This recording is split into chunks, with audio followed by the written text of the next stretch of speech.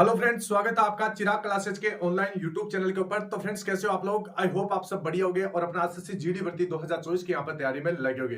तो फ्रेंड्स, आज है आपका 28 फरवरी 2024 और आज के दिन आपका एसएससी जीडी भर्ती का फर्स्ट, सेकंड, थर्ड और फोर्थ शिफ्ट का मतलब चारों शिफ्टों का एग्जाम हो चुका है। तो आज किस प्रकार के क्वेश्चन पूछे गए थे, इसके साथ साथ आपका कट ऑफ क्या रहने वाला है, नॉर्मलाइजेशन में नंबर बढ़ेगा या नहीं बढ़ेगा, पेपर का लेवल किस प्रकार का है और मोस्ट इंपोर्टेंट टॉपिक जो अगली शिफ्टों में जिन भी कैंडिडेट का है उनके लिए बहुत ज्यादा फायदा रहने वाला है। तो वीडियो के लास्ट तक बने रहे और अभी तक आपने हमारे चैनल को सब्सक्राइब नहीं किया है तो चैनल को सब्सक्राइब करके बेल आइकन को जरूर प्रेस कीजिएगा, जिससे भर्ती संबंधित नई नई जानकारी आपको सबसे पहले मिल सके। तो चलिए फ्रेंड्स, शुरू करते हैं। तो यहाँ पर सबसे पहला आज का जो सवाल था वो क्या था, वो ध्यान से देखना है।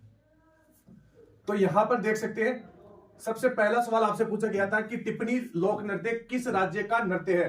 टिप्पणी लोक नृत्य पूछा गया था, तो ये आपका गुजरात एकदम सही आंसर हो जाएगा। दूसरा क्वेश्चन क्या था कि 14 की जनगणना कब हुई थी। 14वीं जनगणना आपकी कब हुई थी, तो 2001 में हुई थी। इस हिसाब से अगर 15वीं आपसे पूछ ले तो 15वीं जनगणना 2011 के अंदर हुई थी। ये आपको ध्यान में रखना है। इसके बाद में एक सवाल पूछा गया था कि आत्मसम्मान समाज का संस्थापक कौन था। तो आत्मसम्मान समाज का संस्थापक कौन था? ईवी रमाशंकर नायकर, इसका सही आंसर हो जाएगा। इसके बाद में और भी आपसे सवाल पूछे गए थे कि जो आपका स्वतंत्रता दिवस है, स्वतंत्रता दिवस में झंडा कहां फहराते हैं। तो कहां पर फहराते हैं? लाल किले के ऊपर स्वतंत्रता दिवस पर झंडा फहराया जाता है।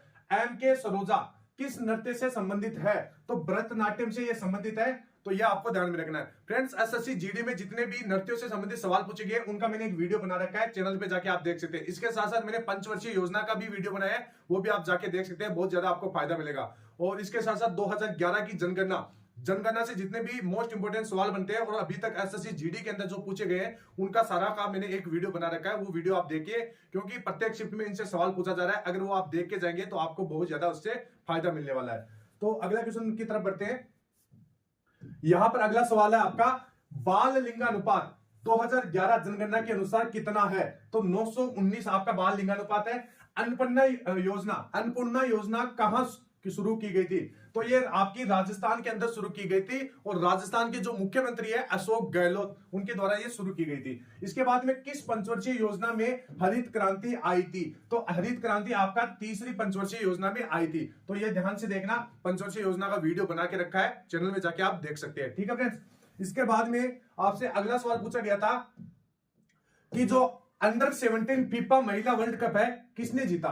तो ये आपका स्पेन ने जीता है। इसके बाद में फ्लेमिंगो उत्सव कहां मनाया जाता है। तो फ्लेमिंगो उत्सव आंध्र प्रदेश में मनाया जाता है। तो फ्रेंड्स, मैं आपसे पूछता हूं कि जो आंध्र प्रदेश का शास्त्रीय नृत्य वो क्या है, आपको कमेंट बॉक्स में बताना है। ठीक है फ्रेंड्स, आगे बढ़ते हैं।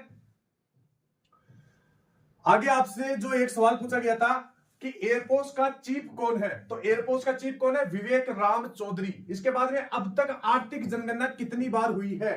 तो अब तक 6 बार आर्थिक जनगणना हो चुकी है। एक सवाल पूछा गया था कि 1947 आजादी के बाद देश का साक्षरता दर कितना था। तो देश का साक्षरता दर कितना था? 18% साक्षरता दर था। इसके बाद में एक सवाल पूछा गया था कि विंबलडन निम्नलिखित में से किस खेल से जुड़ा हुआ है। तो ये लॉन टेनिस है, इससे जुड़ा हुआ है। इसके बाद में पद्मश्री से सम्मानित होने वाली पहली ट्रांसजेंडर नर्तकी कौन है। तो ये कौन है? आपकी नर्तकी नटराज।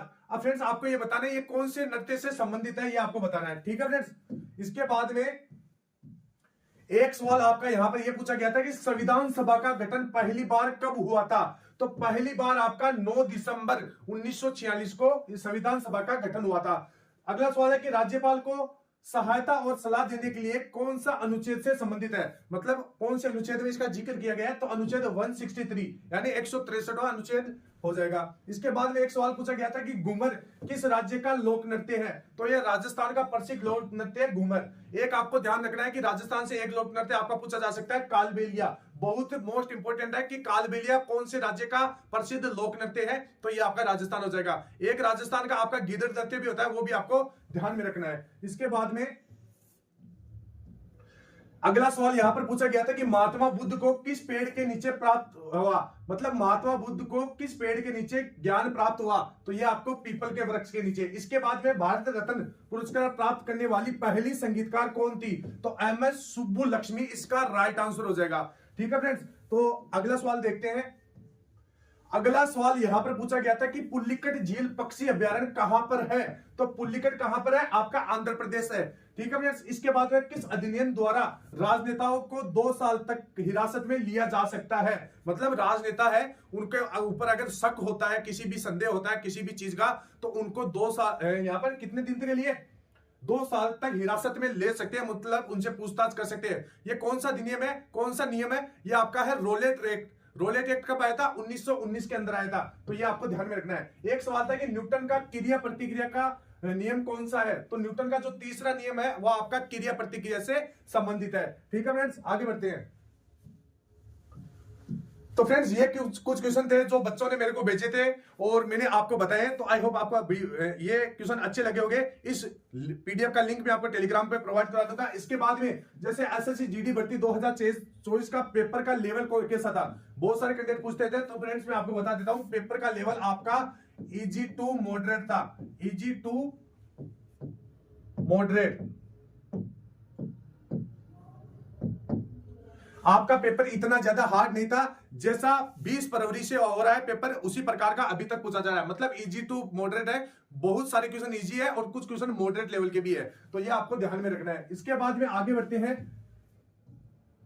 आगे जैसे अब फ्रेंड्स बहुत सारे कैंडिडेट बोलते हैं कि सर ये मोस्ट इंपोर्टेंट टॉपिक है, वो हम कहां से पढ़े। तो फ्रेंड्स इसके बारे में बताने से पहले मैं आपको बता देता हूं कि जैसे बहुत सारे कैंडिडेट पूछते रहते हैं कि सर कट ऑफ कितना जाएगा आज के पेपर का, और हम अपने आप को, जिनका पेपर हो चुका है वो अपने आप को सेफ स्कोर कितना माने। तो फ्रेंड्स मैं आपको बता देता हूं, पेपर में जो कट ऑफ है आज के पेपर का कट ऑफ,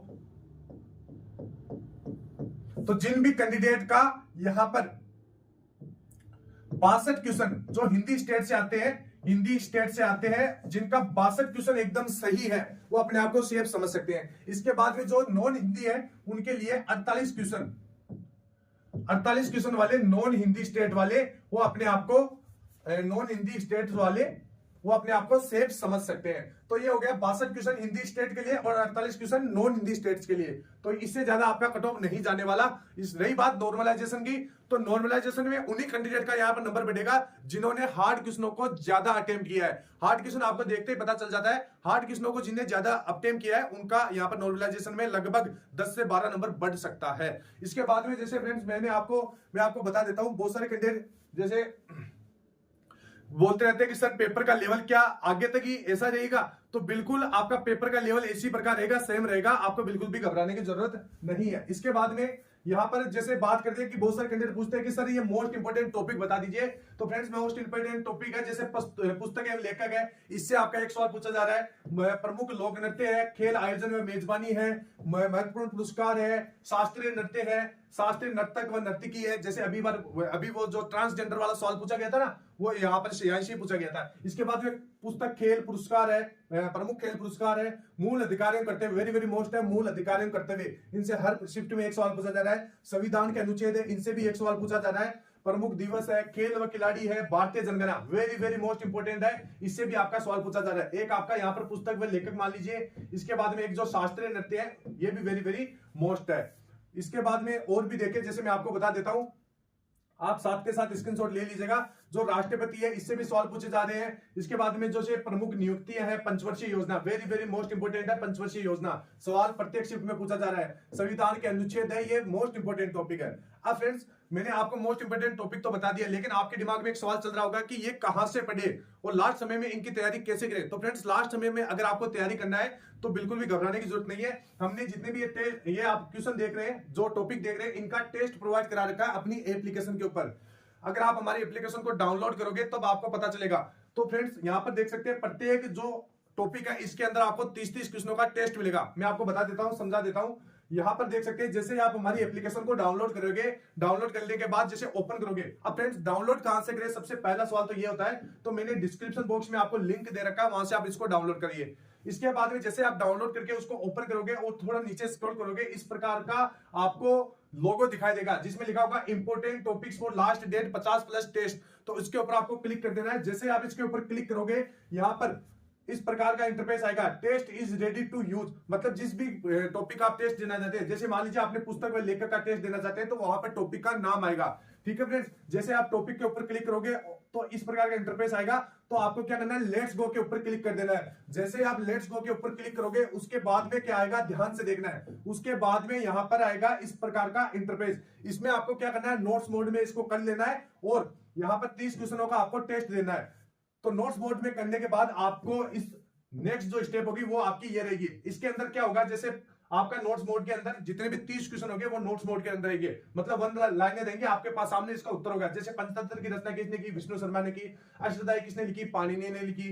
विजय के रचनाकार कौन थे, तो कबीरदास थे। गोदान के लेखक कौन थे, तो मुंशी प्रेमचंद थे। इस प्रकार एक बार मान लीजिए आपने 30 क्वेश्चनों को आराम से पढ़ लिया। इसके बाद में जैसे आप अपने आप को परखना चाहते हैं कि मेरे को कितना याद है, तो इसके लिए भी हमने बहुत तगड़ा ऑप्शन कर रखा है। यहां पर आप देख सकते हैं start test based on the questions, मतलब एक टेस्ट जो इनके ऊपर बेस्ड है, वो इनके ऊपर आधारित टेस्ट आप दे सकते हैं। तो इसके ऊपर जैसे आप क्लिक करोगे इस प्रकार का इंटरफेस आएगा, आपका टेस्ट ओपन हो जाएगा और समय यहां पर चलता रहेगा, जिसके अंदर क्वेश्चन रहेगा और आपका नेक्स्ट का ऑप्शन रहेगा, पीछे का ऑप्शन रहेगा और सबमिट का ऑप्शन रहेगा।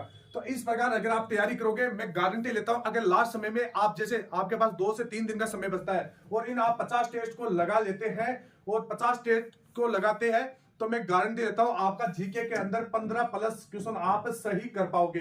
बिल्कुल फ्रेंड्स, 15 प्लस क्वेश्चन आप सही कर पाओगे, क्योंकि एसएससी जीडी का एक फंडा होता है, वो बार बार क्वेश्चनों को रिपीट करता है। तो आपको रिपीटेड क्वेश्चनों पर ज्यादा ध्यान देना है। इस समय आपको बिल्कुल भी नया नहीं पढ़ना है, जितने भी क्वेश्चन रिपीट है उनकी तरफ ध्यान देना है। तो फ्रेंड्स, कैसा लगा वीडियो आपको कमेंट बॉक्स में बताना है। और आपका जैसे मोस्ट इंपोर्टेंट टॉपिक्स पे हमने वीडियो बना रखा है, जैसे पंचवर्षीय योजना, जनगणना, इसके बाद में शास्त्रीय नृत्य, तो आपको किस टॉपिक के ऊपर वीडियो चाहिए नेक्स्ट, वो अभी आप कमेंट बॉक्स में बताइए। तो फ्रेंड्स, फिर मिलते हैं नेक्स्ट वीडियो में, तब तक के लिए जय हिंद, जय भारत, वंदे मातरम।